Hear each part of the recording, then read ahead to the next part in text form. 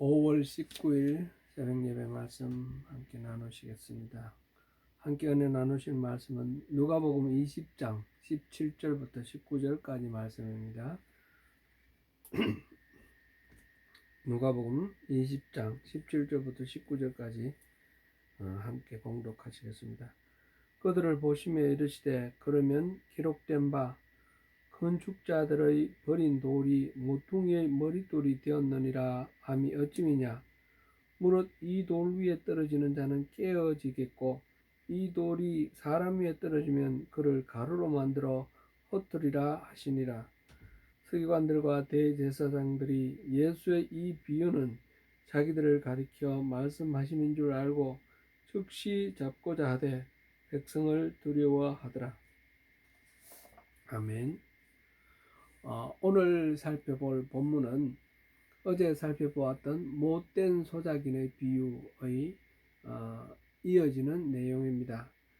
예수님은 당시에 흔히 있어서 사람들에게 익숙해 있던 부재지주의 그 상황을 배경으로 해서 이스라엘의 역사를 은유적으로 요약하는 동시에 예수님 자신의 십자가 고난을 예고하셨습니다. 그것이 소작인 비유의 내용이죠.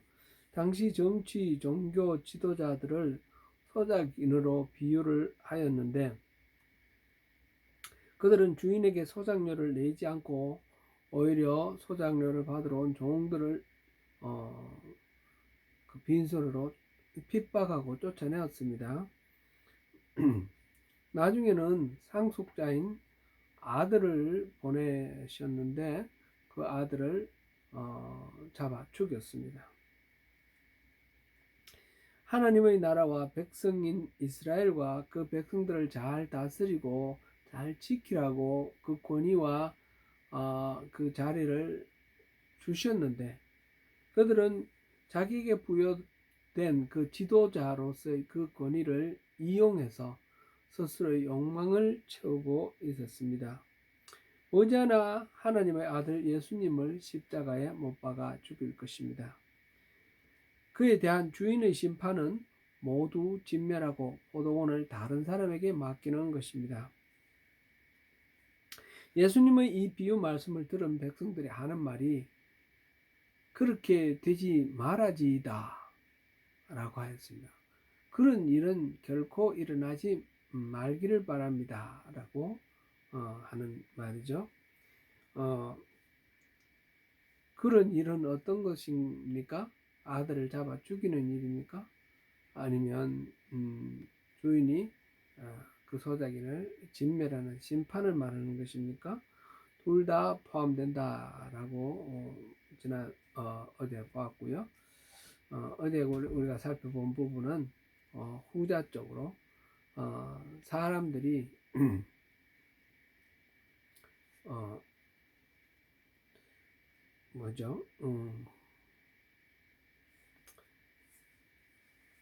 그 진멸하는 주인이 소작인들을 진멸하는 그 심판 그것이 일어나지 말기를 바란다. 그런 쪽으로 초점을 맞춰서 어제 말씀을 살펴봤는데요. 오늘 이 말씀에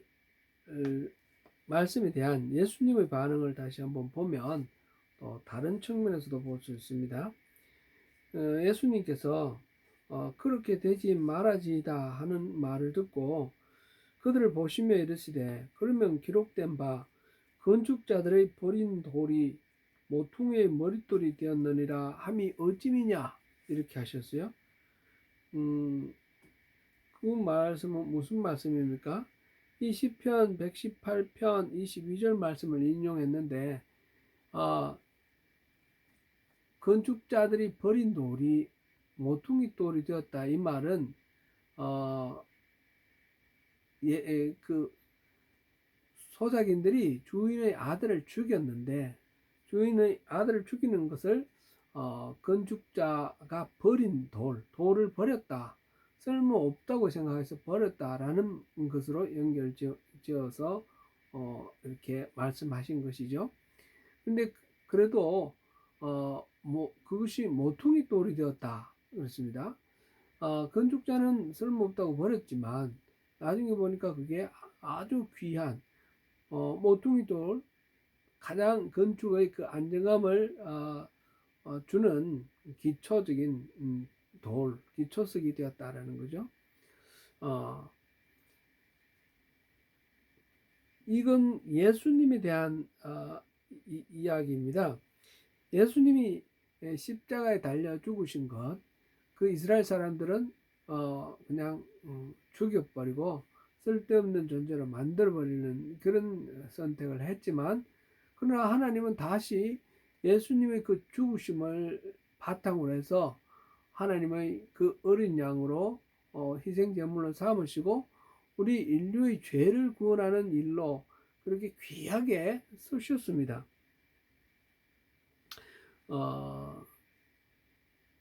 모퉁이의 머릿돌이라는 말, 이걸 잠깐 한번 보고요. 이 말은 영어 NIV에서는 코너스톤으로 번역을 하였는데, 건물의 귀퉁이에 놓여서 전체의 안정을 지탱하는 기초석으로 쓰이는 돌을 가리키죠.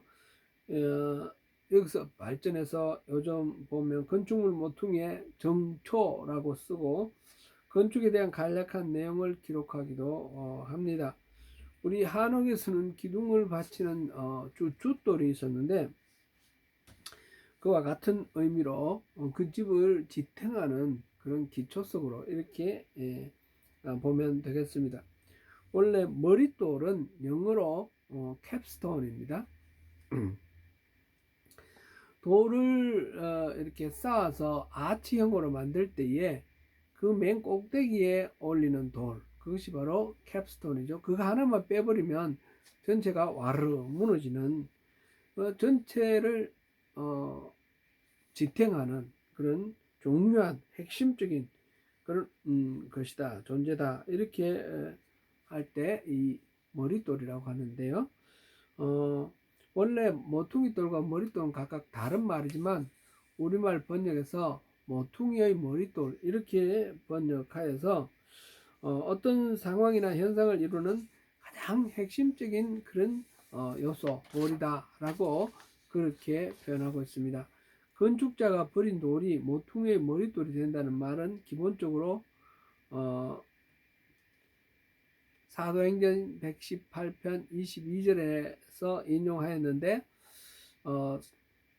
아니죠. 시편 118편 22절에서 인용하였는데, 사도행전 4장 11절과 베드로 전서 2장 7절에도 이 말씀을 그대로 인용하였습니다. 거기에서는 명백히 예수님을 가리키는 비유로 활용되었습니다. 못된 소작인의 비유와 관련해서 결국 포도원 상속자인 아들을 죽여 보아야 아무런 소득이 없다라는 뜻으로 사용되었습니다. 예수님을 죽여도 예수님은 죽음에 갇혀 있을 뿐이 아니시죠. 죽음을 이기시고 부활하셨습니다. 사람들은 죽으면 끝이라고 생각하는데 예수님께서는 그것이 끝이 아니고 부활하심으로써 죽음의 세력을 이기셨습니다. 사람들은 예수님을 쓸모없다 생각하여 버린다 해도 하나님은 모퉁이 돌로 가장 핵심적인 그런 존재로 사용을 하십니다. 결국 사람들의 뜻이 아니라 하나님의 뜻이 이루어지는 것입니다. 예수님의 십자가 사건은 모든 사람에게 구원의 길이 되는 것은 아닙니다. 예수님을 대적하고 해방하며 십자가에 못 박은 사람들에게는 무서운 심판이 되기 때문입니다. 18절을 다시 한번 읽겠습니다. 무릇 이 돌 위에 떨어지는 자는 깨어지겠고 이 돌이 사람 위에 떨어지면 그를 가루로 만들어 흩으리라. 건축물의 모퉁이 돌이 있습니다. 그것을 발로 차면 어떻게 됩니까? 차는 발이 깨질 것입니다. 그 돌이 발에 떨어지면 어떻게 됩니까? 발이 깨어질 것입니다. 그 돌이 그렇게 무서운 심판, 파괴의 도구가 된다는 뜻입니다. 예수님이 지금 건축자의 버린 돌이었는데 모퉁이 돌이 되었다 했습니다. 근데 그 돌을 또 심판자가 되실 것임을 예고하는 그런 비유로 사용하고 있습니다. 이 말씀 전반부는 이사야 8장 13절에서 15절 말씀, 후반부는 다니엘 2장 31절에서 35절을 각각 인용한 것으로 보입니다. 전반부 곧 이 돌 위에 떨어지는 자는 깨어진다 라는 이 말씀은 그 돌은 하나님의 말씀에 순종하는 사람에게는 구원의 디딤돌이 되지만 하나님의 말씀에 거역하고 자기 중심적으로 살아가는 사람들에게는 걸림돌이 되고 또 거치는 반석이 되십니다. 후반부에서는 돌이 사람 위에 떨어지면 그를 가루로 만들어 흩을 것이라고 하셨는데 다니엘서에서 왕이 꿈에서 본 그 신상이 있었습니다. 손대지 않은 돌이 날아와서 신상의 쇠와 진흙의 발을 쳐서 부수뜨리는 장면이 기록되어 있습니다. 이와 같이 예수님이 지금 모퉁이 돌이 되었는데 그 돌이 어떤 사람에게 떨어지면 그 사람은 산산조각이 날 것이라는 말씀입니다. 다가올 하나님의 심판이 어미롭고 혹독한 그런 심판이 될 것임을 시사하고 있습니다. 이와 같이 예수님은 두 가지 말씀을 섞어서 이 땅에 오신 하나님의 아들을 거절하고 배척하고 대적한 사람들이 받게 될 최후의 심판을 선포하셨던 것입니다. 앞에서는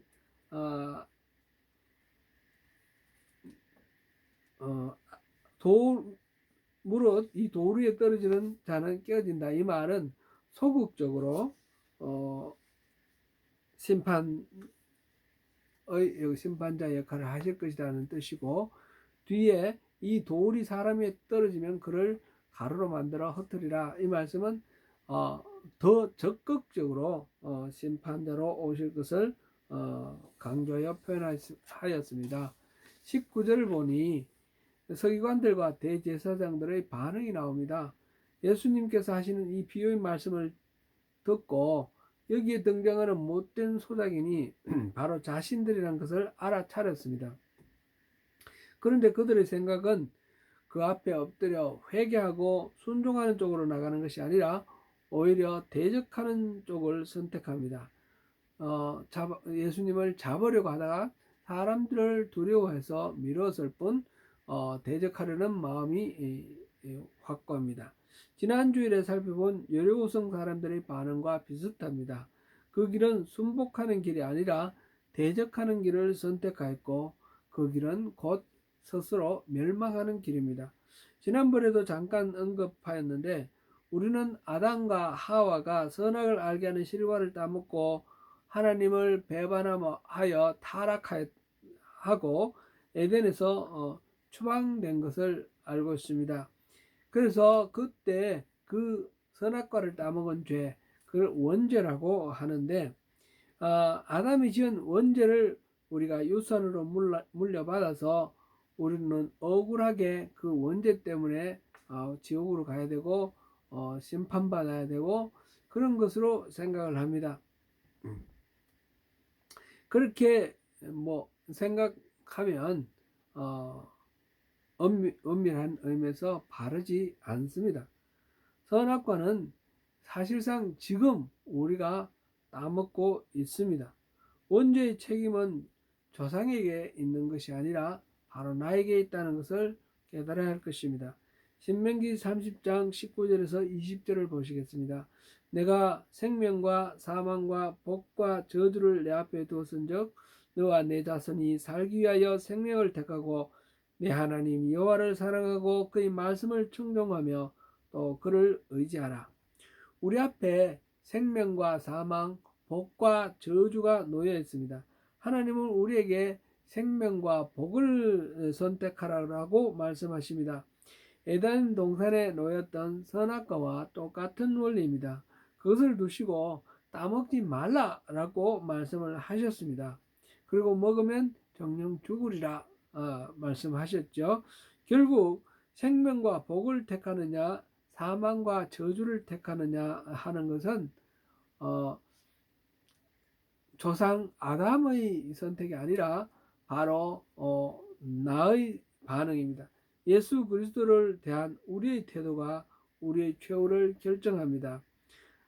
하나님은 그 생명과 복을 선택하기를 원하시면서 생명을 선택하고 내 하나님 여호와를 사랑하고 그의 말씀을 청종하고 그를 의지하라라고 하셨습니다. 사랑하는 성도 여러분, 지금 예수 그리스도는 여러분들께 디딤돌입니까? 아니면 걸림돌입니까? 구원의 그 디딤돌입니까? 아니면 무서운 심판의 그 돌입니까? 예수님을 영접하고 그 말씀에 순종함으로 예수님을 구원의 디딤돌로 삼게 되시기를 바랍니다. 예수님이 걸림돌이 되실 때 예상되는 우리의 미래는 너무도 참혹하고 처참합니다. 돌 위에 떨어져 산산조각이 나는 옹기 조각같이 돌을 내리쳐 도자기를 박살내는 것 같은 그러한 어미로운 심판입니다. 우리 앞에 놓인 생명과 복을 선택하시고 예수님을 디딤돌로 삼으시는 복된 인생 되시기를 축원합니다.